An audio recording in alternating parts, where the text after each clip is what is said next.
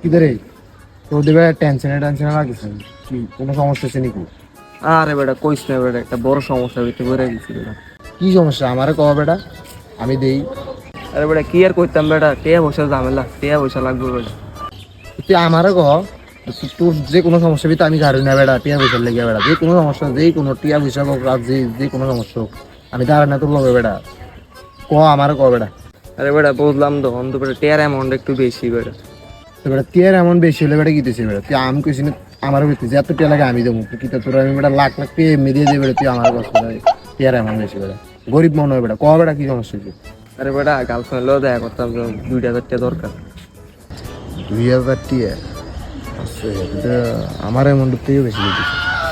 ওই বেটা কিতা বাপস দিবি নি?